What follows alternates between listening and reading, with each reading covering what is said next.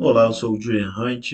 Eu vou apresentar uma pesquisa sobre o impacto do nível dos reservatórios hidrelétricos na vazão dos rios.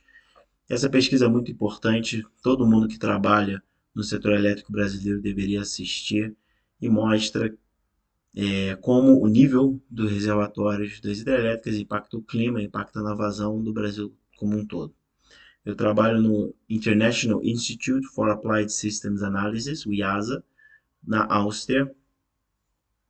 E essa pesquisa ela apresenta os resultados desse artigo, né? Foi publicado já num artigo essa pesquisa no Energy Journal. E basicamente essa observação que eu tive veio analisando principalmente os dados de vazão e de nível de reservatório no Sudeste. Desculpa, o nível de reservatório é o azul e o armazenamento é o amarelo.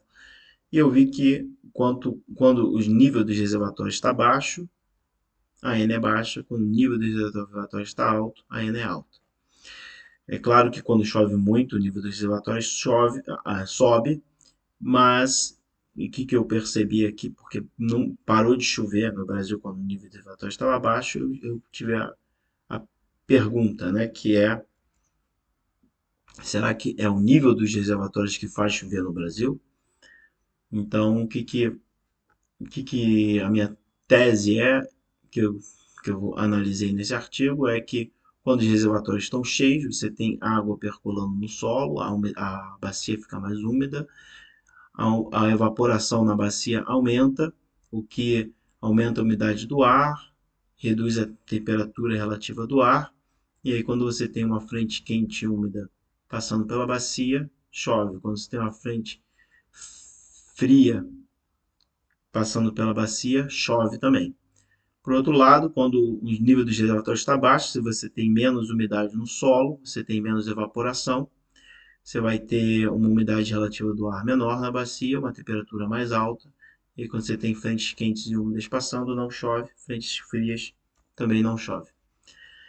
Para comprovar esse padrão, eu comparei, eu consegui achar dados, por exemplo, de Furnas, desde 1964, do nível dos reservatórios e da ENA. A ENA a gente tem, a ONS sempre atualiza os dados desde 1930, mas foi bem difícil achar os dados do nível dos reservatórios das usinas que eu vou apresentar nessa, nessa apresentação.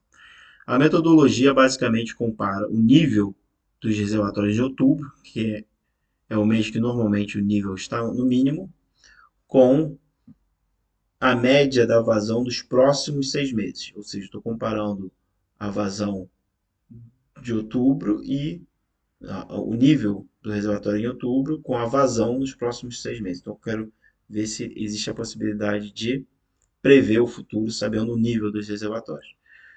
E aí, muito simplesmente, você comparando o nível do reservatório em outubro com a vazão, você vê que existe uma forte correlação de quanto maior o reservatório, maior a vazão do rio. Então, isso já mostra aí, comprovando aquela teoria. E aí eu vou apresentar os resultados e vou explicar um pouco mais sobre o que a gente deve fazer. Os resultados, né?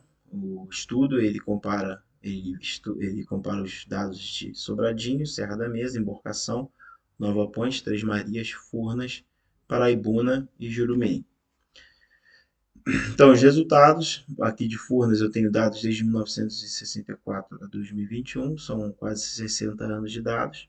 A gente vê que, fazendo uma regressão linear, a gente tem que a vazão, o nível sendo zero, a vazão seria 800 metros cúbicos por segundo, o nível máximo sendo 100%, a vazão seria 1.600, ou seja, dobraria a média da vazão só por estar com o reservatório cheio. O mesmo padrão acontece em Três Marias, você tem até um impacto maior do reservatório, quanto mais cheio o reservatório, maior chove. Isso de 1964 a 2021. São também quase 60 anos de dados. Emborcação também achei muitos dados do nível dos reservatórios. O mais difícil para essa pesquisa foi achar o nível dos reservatórios históricos, né? E aí você vê também uma forte correlação do nível dos reservatórios com a chuva. Serra da Mesa também, Serra da Mesa nunca encheu. Em outubro o máximo foi 60%, mas quanto maior em outubro o nível do reservatório, mais chuva. O que mais varia de todos é Jurumirim, você tem aí varia de 120 a 410. Então você tem uma variação muito grande, então é bem interessante manter Jurumirim cheio. Nova Ponte tem uma variação razoável, Sobradinho também. Agora Paraibuna tem uma variação bem pequena, menos de 100%. Paraibuna está próximo do oceano, né? Talvez o clima regional tenha um impacto maior do que o próprio nível do reservatório. E aí, uma comparação que nós os autores do artigo fizemos, interessante, é a queda de geração, que é Jurumirim, Três Marias, Furnas, a jusante, né, a queda da usina e a jusante, o quanto que aumentaria a geração por causa da queda, né? E quanto que você teria que gastar, quanto que aumentaria a geração você operando com o reservatório cheio e quanto que você teria que gastar de energia para encher o reservatório. A gente fez uma comparação entre os dois e aí chegou numa conclusão de qual reservatório é mais importante manter cheio para ter mais geração. Você tem que gastar menos energia para encher ele. Ou seja, para sair de uma crise energética, né? Então, nesse caso, seria Jurumirim, Três Marias, Sobradinho, Furnas, Emborcação, Nova Ponte, Serra da Mesa e Paraibuna. A gente também fez uns cenários querendo comparar o nível do reservatório com qual é a vazão ótima que deveria ser feita para aumentar a geração elétrica. Se você, em outubro, deixa o reservatório muito cheio, você vai ter muito vertimento, o que não é ideal. Então, para cada usina dessas, a gente achou um nível ótimo para você minimizar o vertimento mas ao mesmo tempo, contribuir com o aumento da vazão do rio, porque quanto maior o reservatório, maior a vazão do rio. A gente fez dois cenários. Um cenário é com as turbinas operando a 75% da capacidade durante o período úmido e a outra com 50%. 50% é mais interessante porque você pode utilizar as hidrelétricas para complementar a geração eólica solar para gerar mais energia durante a ponta e tudo mais. Então, esse é o cenário que a gente propõe.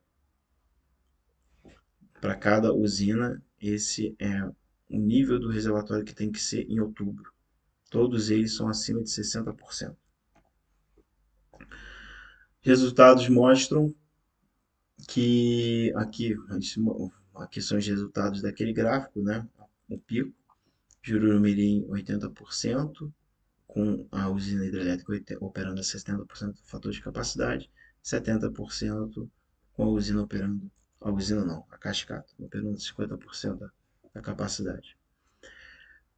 Outro aspecto interessante de manter os reservatórios sempre cheios, além de você ter mais geração hidrelétrica, é que você não vai ter esse problema que a gente teve em 2012, onde a gente não tinha água para rodar as turbinas. E a gente perdeu uma quantidade de potência enorme na região sul, por exemplo, lá em junho de 2020. Uma solução que a gente interessante para considerar é sempre manter os reservatórios das hidrelétricas cheios e criar novos armazenamentos, novos reservatórios para armazenar as variações sazonais, que é a usina hidrelétrica reversível sazonal. Eu não vou falar muito sobre esse aspecto, mas é interessante vocês aprenderem mais sobre o assunto. É uma ótima alternativa para o Brasil. Então, fico à disposição. Obrigado pela atenção. Se tiver alguma pergunta, pode mandar um e-mail ou WhatsApp aí para mim. Falou, obrigado.